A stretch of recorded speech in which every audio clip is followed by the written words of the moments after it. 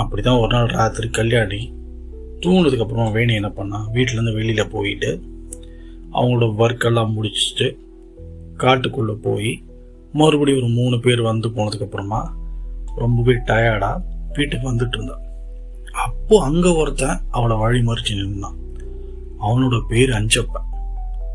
அவனுக்கு என்ன அர்ஜென்ட்டோ தெரியல, அவளை வீட்டுக்கு போகிற வழியிலே படுக்க சொல்லிட்டான். வேணிக்கு இவனை சமாளிக்க முடியல.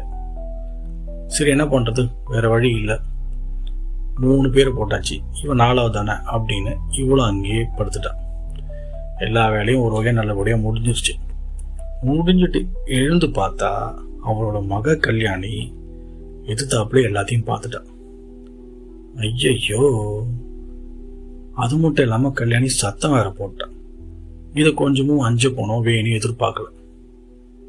இத்தனை காலமோ இவ்வளோ கஷ்டப்பட்டு இந்த விஷயம் தெரியாமல் பிள்ளைய வளர்த்தோமே, இப்போ எல்லாமே தெரிஞ்சு போயிடுச்சேன்னு அவளுக்கு ஒரே கஷ்டமாக போச்சு. ஆனால் அஞ்சப்ப இருக்கானே, அவன் ஒரு கழுத புலி.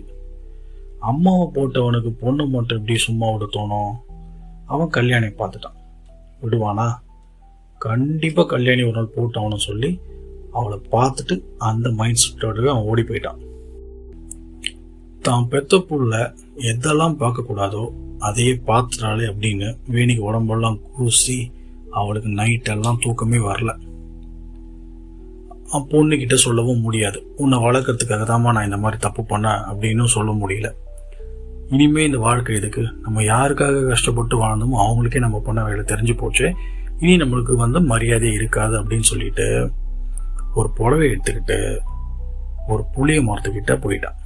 அந்த புளிய மரம் எப்படி இருக்குன்னா, 6 பேர் சேர்ந்து கட்டி பிடிச்சாலும் மரத்தை முழுசாக பிடிக்க முடியாது. இன்னும் ஒரு 2-3 பேர் தேவைப்படும். அவ்வளோ பெரிய புளிய மரம் அது. அந்த மரத்தில் ஏறி புடவையை போட்டு சங்கில மாட்டி செத்து போயிட்டா இந்த வேணி.